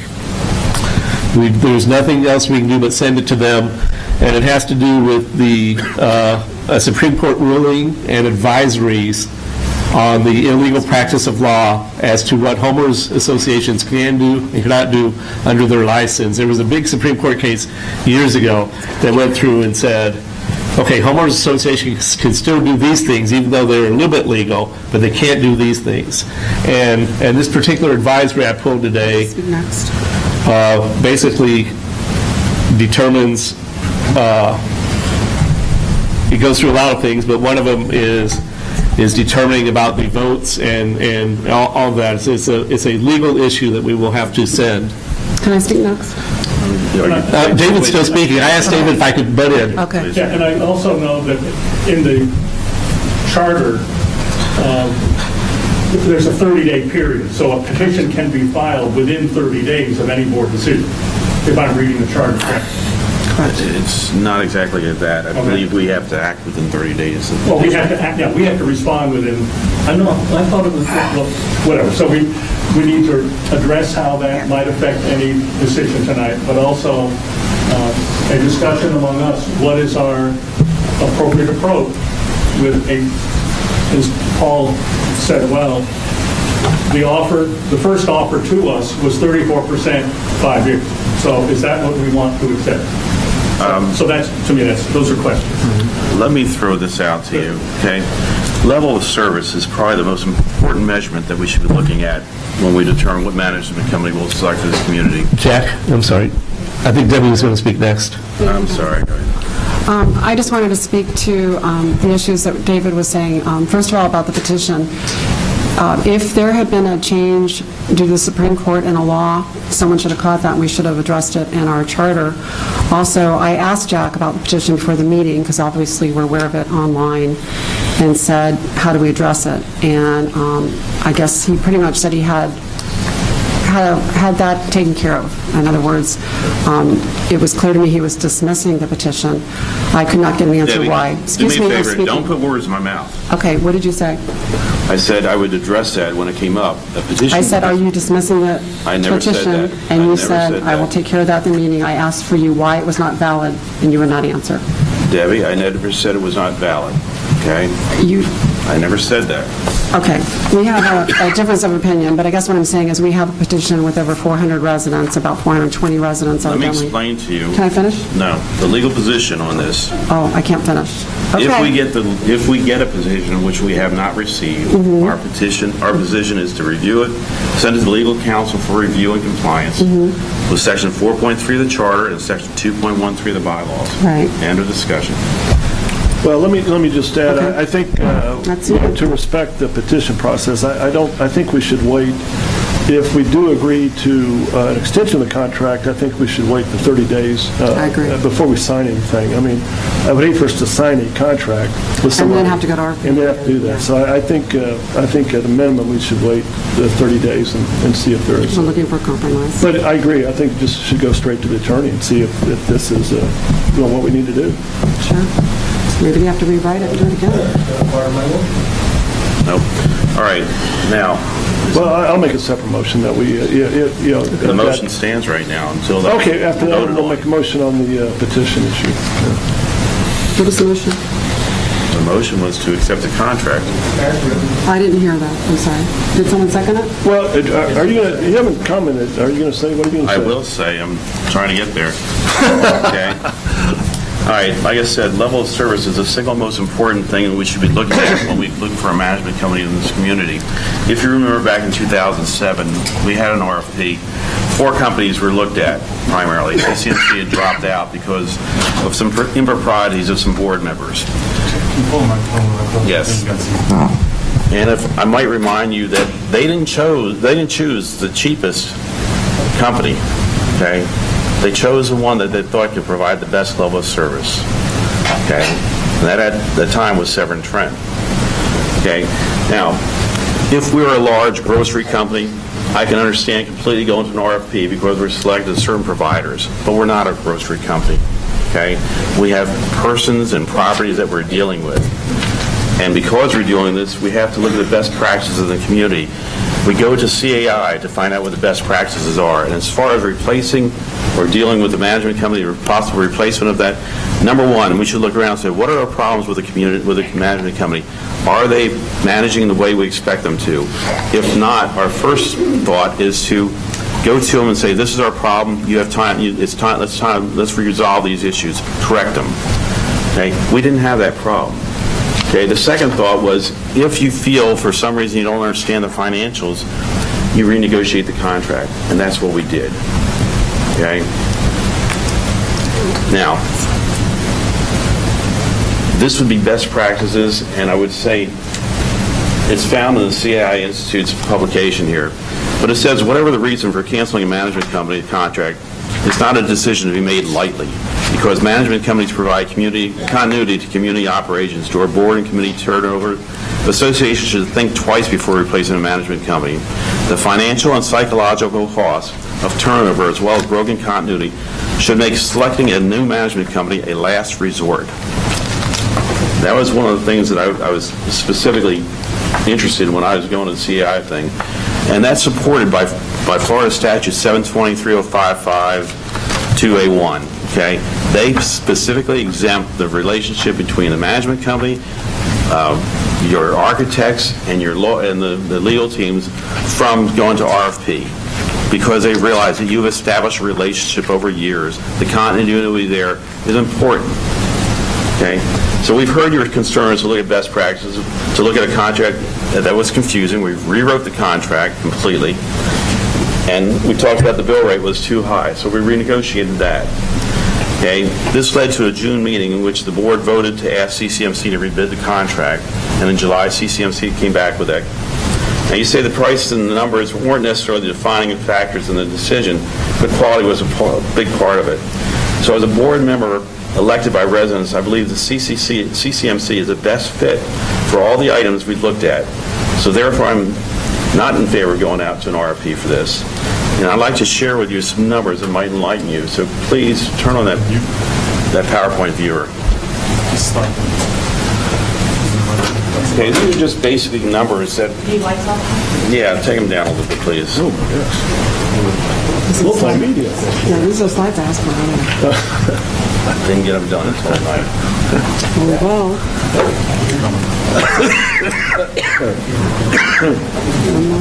Might need to move the projector. I have it. Bring the light up. Yeah, we need a brighter light on that. What I wanted to show you first was the 2018 CROA budget, okay, with the various cost centers and who fell under each cost center. And you'll notice that there's a burden rate assigned to each cost center. The 34% burden rate is full-time, and the 20% is part-time. And when you take the budget expense and you can work through and get the salaries and then see the exact burden cost, it totals up to $203,175 for the CROA portion of the budget. Next slide, please. Then we looked at the CJC budget and remind that the budget expense for the CJC, we pay 75% of that, so that's a CROA portion, the second and third column over there. Their burden rate, they have only full-time employees under that. And once again, when we factor that all out, the burden cost was $258,154. So let's summarize that in the next slide. The next slide shows us what the CROA burden cost would be, $461,329 under the new contract, versus the old contract would have been $533,153, roughly $72,000 in difference. Okay, next contract. The next slide, please. Okay, now what I wanted to do was compare how did we do versus the Evergreen contract. You'll see the 30% and 22% burden rates. It's full-time and part-time, and applied to the CROA budget and CJC budget. You'll notice that Evergreen was $32,500 cheaper, but that doesn't tell the whole story. So next slide, please. What I did is looked at what have we done to the RFP. Now, I've got a letter from Tom Slayton here, our lawyer, that said it would take almost 100 hours of his time in order to do an RFP. That's $25,000. And I look at the transition costs. That came from the Severn Trent contract back in 2007. It said for 60 days, providing key personnel to do the transition would cost at least $60,000. Let's add that on. So now over a 3-year period, the difference now is only $12,000 between the two contracts. Divided by 3 years tells us $4,000 is what the difference in the contract. And then divide that by 4,321 houses. It means there's a 96 cents difference between the two contracts. Okay, is that really worth fighting for? Okay, next page, please. Okay, I looked at industry standard too, the 35% and 24% burdens, and we came out better than that. Industry standard, Eric, if you want to comment on what you found out with CAI. Yeah, so we went back out, and I know that there's been comments and folks have said, well, CAI is a composition of management companies, and that's who they're there to represent, which there's some truth in that. What they're not telling you is that, and hi, I'm being transparent. The truth in that is that the message board that I went and got rates from burden rates on was not comments from management companies. It's comments from other presidents, from other directors at homeowners associations, other volunteers like us that are sitting up here. And we fit right in the middle of that range. There were some that were a lot lower, and there were some that were a lot higher. Once again, some of the comments that we got too was that, you know, when people found out the size of our association, it was a very big discrepancy between a lot of these were I mean, it's just by their nature. There's a lot more smaller associations out there than what we are. I wanted to point out 2 errors that were brought up tonight. Dave, you mentioned that it was a $20 million contract. That's not the case at all. It works out to less than $10 million over 5 years. And then, Brian, I believe you said $8,000 a year is what the management fee would be. That's actually $7,800 per month. I mean, I think you said $8,000 a month. In the last year, the 5th year of the contract, it goes $8,000 per month. Now, let's go to the next slide, and let's talk. I think the larger number. Excuse me. Well, no, you're correcting somebody. I'm going to correct you, all right? We don't need to have the facts out here. The larger number reflects the total amount that they manage. So they manage everything. They manage the, so it's not just the labor. It is also, it's not just the CCMC labor. It's also, they are managing our entire association, which is a $5 million a year association.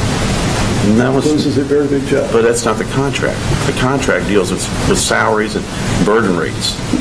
Okay? All right, let's You go can to the- look at that in a let's lot of go to different the next ways. slide, It is please. a big contract. Jack, why didn't you have this before the meeting so we could have it on our board packet? I didn't have it all done. Did Okay, you I do this still or work- the management? I did it. You did it? Okay, now, here's a problem, and Leonard's alluded to it this evening. We have a budget this evening that we're going to try to pass that calls for a $23 increase in the budget. What happens if we don't pass this contract? We revert back to the old CCMC contract, which will cost us $71,824 more this year. Then, if we have to budget for an RFP of $25,000 and an additional cost of $60,000 for transition, we're looking at an additional $156,000 worth of budget. Okay, and that translates into $36 more per homeowner on the current dues setup we have. So, to me, I think it's foolish that we even consider anything but passing this contract. Okay. Can I comment, I'm Jack? done now. Please turn the lights up. Can I comment, Jack? Just, Yeah. Okay, what I offered as an amendment is that we don't, okay, what I offered as an amendment was that we not do an RFP, so we have no cost. Basically, we just say, we want 30%, that will save us $65,000 a year, $320,000 over the life of the contract. So I think we're getting mixed up. I think there's support for not, I didn't originally support doing an RFP, but again, we discussed that and voted on it. I've moved on, and what I am hoping to do is try and get the best contract we can for the community, and I'd like to see a unified board on this. And so what I'm offering is the savings of $320,000, no cost to an RFP, none of this stuff. And I think, given what we've heard from the community, I'm probably going to lose a few friends, but, it's, again, we're split on this board. I'd like to try and see us be unified, and that's why I'm offering what I'm offering. Any further comments? My only comment was, you and I have different numbers, and I use the very most conservative, not that yours are wrong. So it's between the 22 and the 36 is the difference in increase. But I did not take in the cost of transitioning, and there are definite costs of transitioning if you transition. That's how I'm done. First of all, doing an RFP does not guarantee we're having a transition. Doing an RFP simply means we're answering over 400 residents that have requested an RFP. It doesn't mean we're transitioning. So looking at transition costs that don't exist yet, I think are premature. I'm looking at costs for an RFP that definitely don't exist because Burkhoff or legal firms said they would do it for free.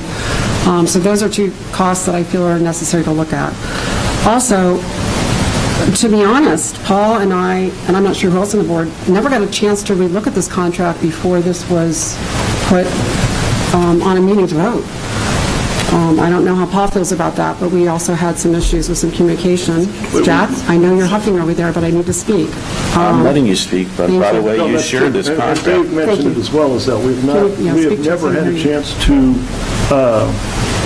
negotiate on what the price that was offered. So basically, okay, well, that's... No. We did not get a chance. That's exactly what I said. We didn't get a chance to look at it, negotiate anything, or discuss it. Yeah. All right. Any further comments? I think it would be very disruptive to the community to approve and extend a contract and then have, within the 30-day period, our law firm, and I would ask that that be 3 business days, don't wait 29 days, please. 3 business days to look at the contract, or, I'm sorry, the petition.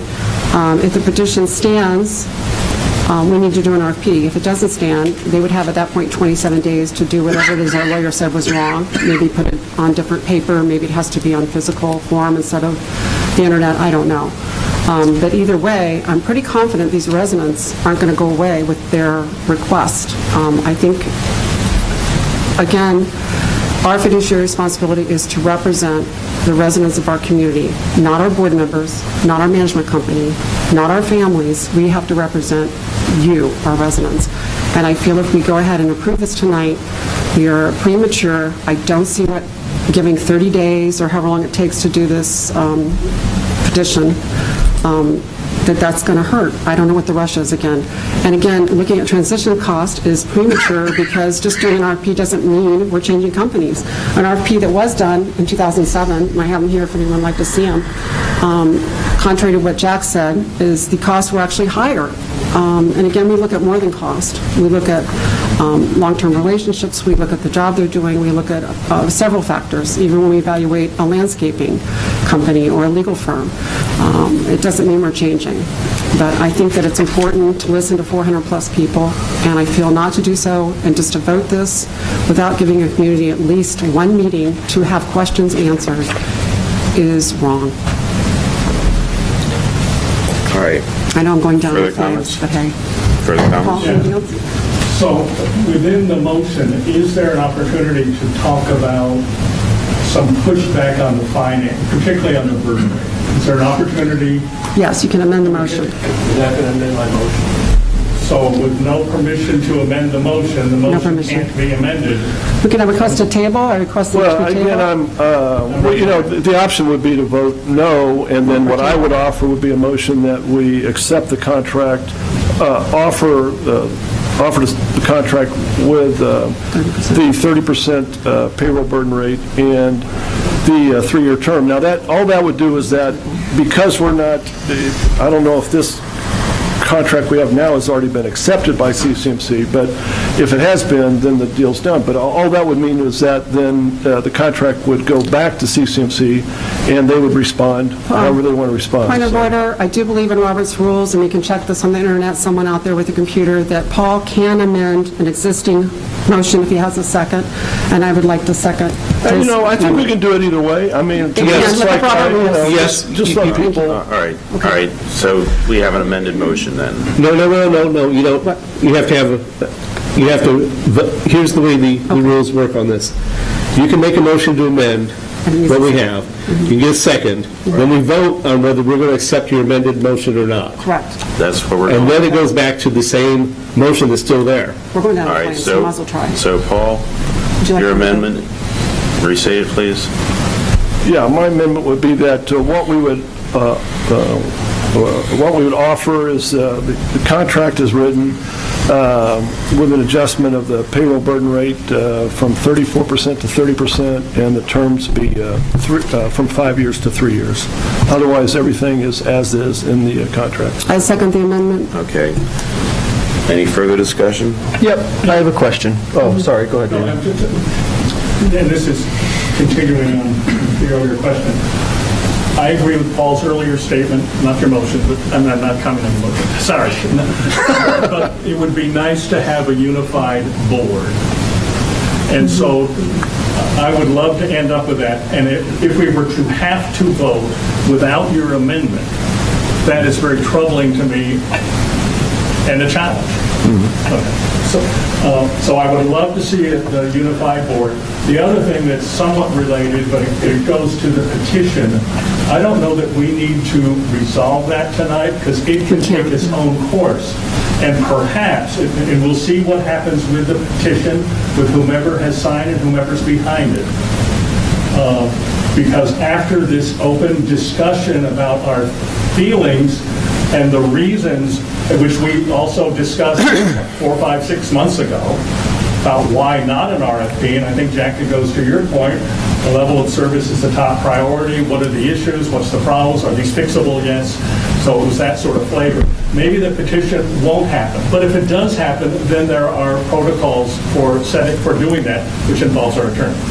Can I just say, I don't, again, at least for me personally, I've given up on this RFP thing. So I don't know why we wouldn't want to try and get the best deal we can for our residents. I mean, CCMC can come back and say, no, that's not good enough, and then we'd have to decide whether or not to go to an RFP or not. But I don't understand why we wouldn't, and we've got good facts to do that because we know of a highly qualified company that is offering 30%. So I honestly don't understand why we wouldn't try and get the best contract we could for our community and save $320,000. To try to get. Yes. Try to get, I'm not saying, I'm just saying that we're countering. It's like you're a car dealer and it's like, the guy comes up and says, I want, $34,000 for that 1983 Cadillac. And, you say, well, I know a guy that's got that same Cadillac for $30,000 down the road. I mean, you don't take the first offer you get from a used car salesman.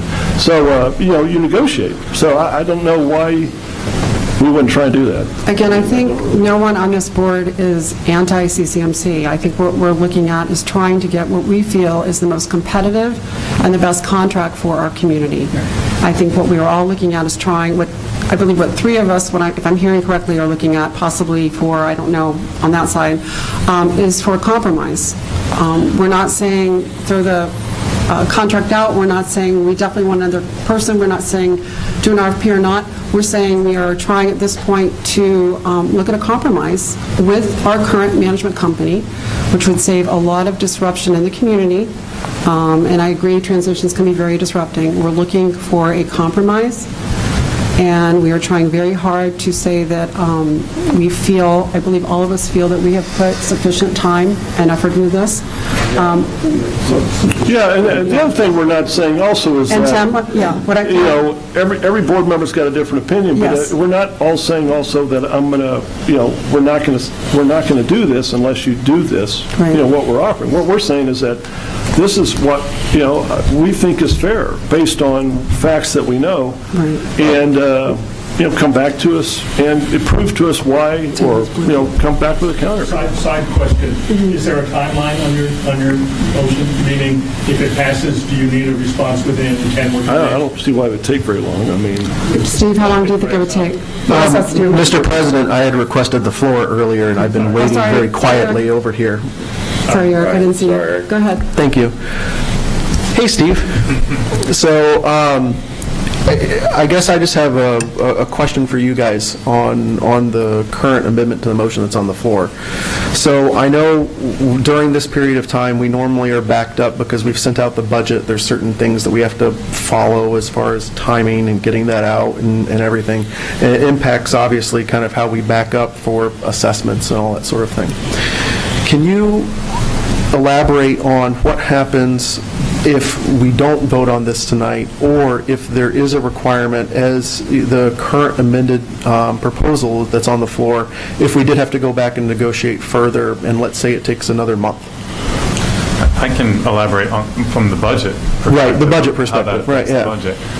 Well, the corporate office is currently trying to get from all the different communities throughout the United States, get the information from the budgets that were approved, the assessments, the trash. Talking to the mic a little bit more, please.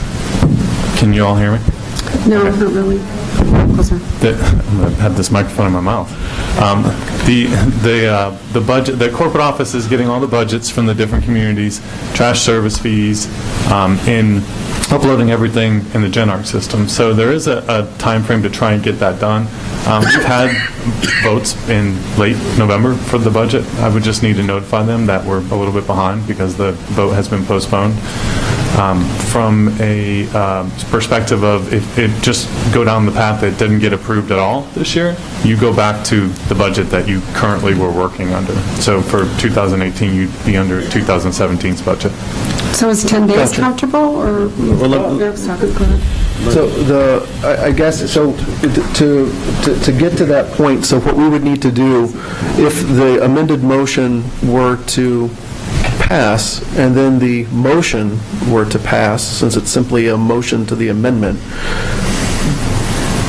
we would need to hold another board meeting between now and the end of November, correct? In order to be able to meet the timeline that would be required for the budget.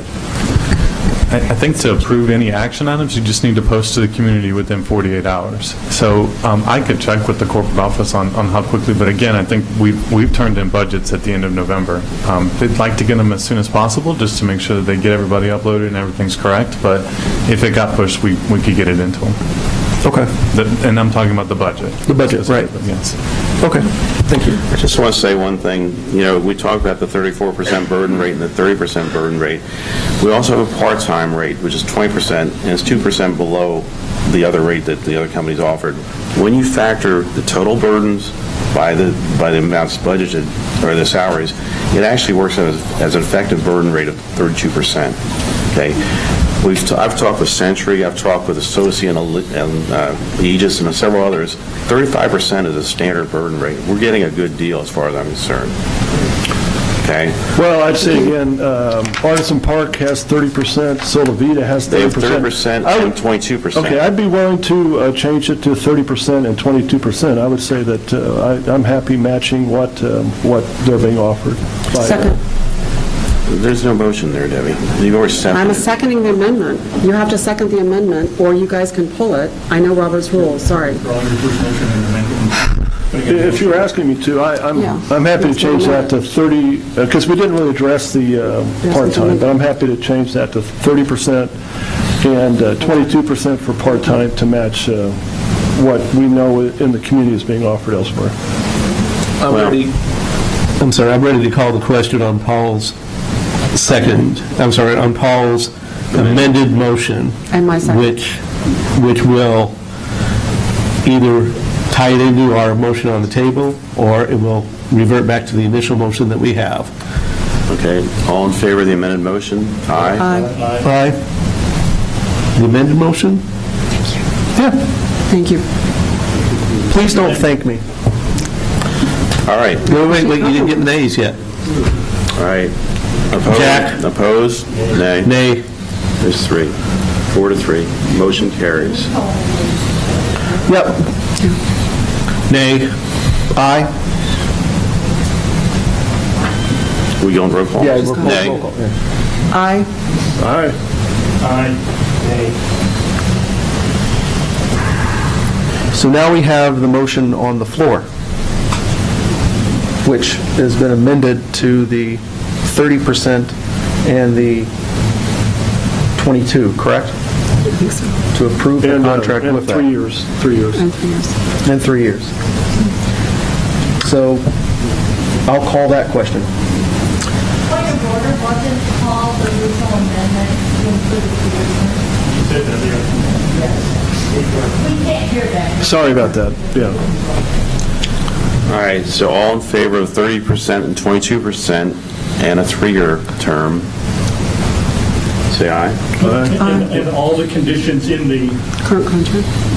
right. Say aye. All in favor? Aye. Aye. Opposed? Nay. Nay.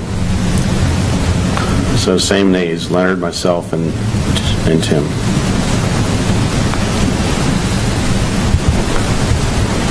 All right, moving on. So we now need to kind of talk, and I don't know if we need to amend the agenda, because we've now made a directional change and put CCMC under the gun in order to be able to get a response back. And I can guarantee you that even though law requires that we only notice 48 hours, we need to notice prior to that, or I'm going to get some more lovely emails that we didn't provide enough notice. So that's the challenge that we're up against now. So what is the next step now and the direction that we want to provide to management on this now that we've put them in this situation? Well, yeah, we have a scheduled meeting, I believe, November 29th. Is that enough time? Well, the first question, I guess the first question, is, how long do you think it would take to respond to that would be the first thing. Right. How long would it take to respond to that? I think to answer that question, I'd have to go back to the executive team to get their input and feedback on that. All right. Because I think the thing that we need to prepare ourselves for is essentially what we've done right now is we've kicked the can to the 29th meeting. And it's going to say tab 2 is a new point. Exactly, which means that the CJC budget as well as the CROA budget wouldn't be voted on this evening because it doesn't matter. You can table both of those until the 29th. All right, a motion to table? So, okay, the motion's on the floor to table. Is there a motion to table? We can't work on it. Can I just, one question, again, and this may be completely wrong, but if we're proposing a lower cost, possible cost to a contract, we would actually have more room in our budget. Can we not vote on the budget? There's no guarantee you're going to get that burn rate. Because there's no guarantee that they're going to respond back favorably. Right, but the budget is proposed on the higher burden rate. Send out sort of close budget. We have to go with the burden rate that we're currently contracted under, which is the ones we've brought down by 7%. 41%. Okay. The 41%, which we brought down to the 34%. So like Washington, we have a waiting period. Okay. Following on Eric's thinking, it sounds like there would be three potential scenarios at our next meeting.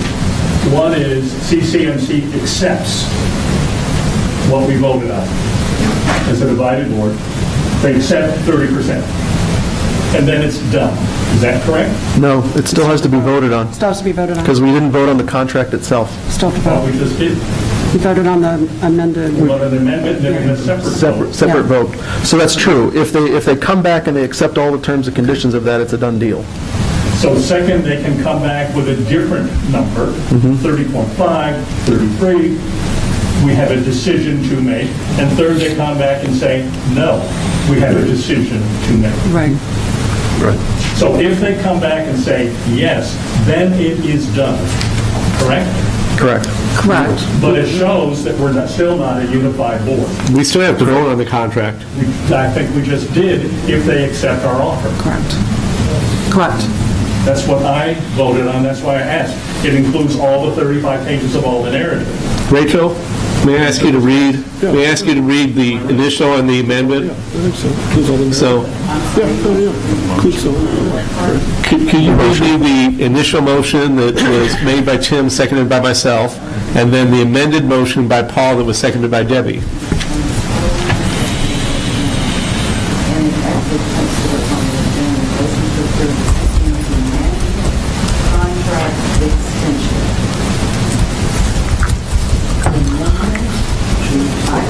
December 31, 2014. I heard two different amendments. Okay. One was 3-year contract with 30% burn rate. And then later at some point, someone brought in a 22% burn rate for part-time. So it's a 30, 22, and 3 years. Yes. So that's the second amendment. To include the verbiage that's already in the existing contract. And it was Paul that amended his motion. So, there's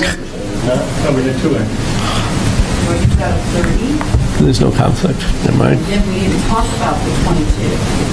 It was brought up in the later step. Now 30, 22. Yeah, the existing contract is a 34. Correct, yes. So was it 30? So Paul amended his motion then to go 30 for full-time, 22 for part-time, a 3-year term, and then Dave asked him to add, to include the existing verbiage that's in the contract, and he agreed to that. The motion was seconded and it was voted. So we're good. The amendment was just those three items. 30%, 22%, 3 years. 3 years. The second vote was about the entire contract with those things accepted. Yeah, right. Meaning Article 1, Article 2, Article 3, Article 4. Okay. Is that what we... You did not vote to approve a contract tonight. You voted to renegotiate an offer back to CCMC. Yes. So CCMC would come back, one way or the other, whatever decision that is, that would come back to you all to vote on. If if the president puts it on the agenda or 2 other board members add it to the agenda. All right. All right, so let's move to the next. All right, skipping over to tabs 2 There's actually 2, and 3. This motion, the tab So we 3 need motion to, just for Rachel, we need to take action on those, I think. Yeah, so I'll move to table the motion to approve the 2018 CROA budget, the motion to approve the 2018 CJC budget, and the motion to approve the 2018 Artisan Park. No, you don't want Oh, we Artisan can't- Park Park is can be voted fine. on. Do That's that fine. one. Okay. And so I'll just do the CROA budget and the CJC budget for now to keep myself out of trouble. Is there a second? I'll second. All in favor? Aye. Opposed? All right, tab number 3, motion to approve the 2018 Artisan Park Service Area budget. Is there a motion to approve it?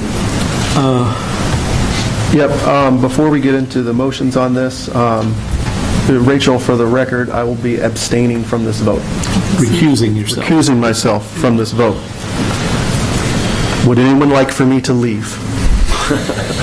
I think you're... Okay. Abstain means you vote. Is there a motion? Gotcha. This, I think the budget stays flat, the assessment is flat year over year. It is, that that's correct. There's no increase in their assessments.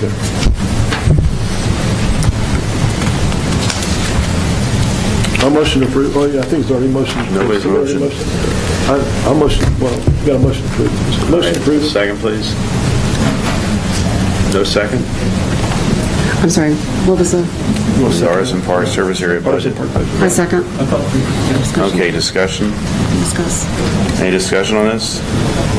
All in favor? Tim, do we have any discussion? Okay. All in favor? Aye. Opposed? Motion carries. Okay, tab number 4 is the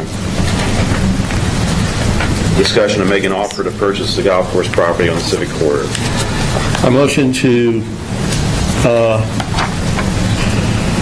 actually, I motion to make an offer on the golf course property at the appraised value of the property that we have received from an appraiser. The amount is $428,000, I believe. Now is there a second? Second. Okay, discussion?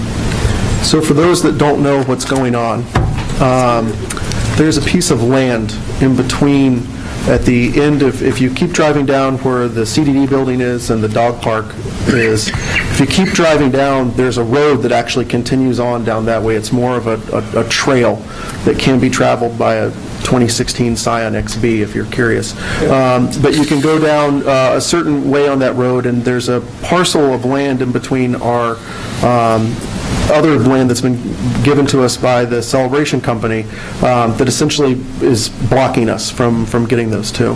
And there's been a lot of back and forth on this. This is another one that's gone back well over a year for us to try to figure out what to do with this piece of property. I know that there were some questions on why we're buying land. 4 years, yeah. 4 acres. 4 acres, I'm sorry, 4 acres of land that we're talking about. As folks know, there's not a lot of land available left for purchase, contrary to popular belief when you look around in the community. And this kind of is just a continuance along that civic corridor space and would give us some, opportunity for both expansion as well as cost savings and constructing some transportation and easements going through there. Well, one of the things it does, it solves our easement problem. Right now, we're writing up an easement agreement with the golf course in order to use a temporary easement of about 15 feet and an additional easement of about 20 feet in order to access our land and provide roads out there. It also provide parking. By purchasing this land, we would negate the need for that easement. And not only that, we would also be able to use this land for construction of possibly a civic center or something like that. So, any further discussion? Yeah, and then the only question is that we normally outline where the funds for this come from. So the funds for this would come out of our capital improvement funds? Right. Okay. So that would be part of the motion? Yes. Well, that's just where the money comes That's from. where it's coming from. Okay. Any further discussion? All in favor? Aye. Opposed? Motion carries. Entertain a motion to adjourn. All right. Then we're adjourned.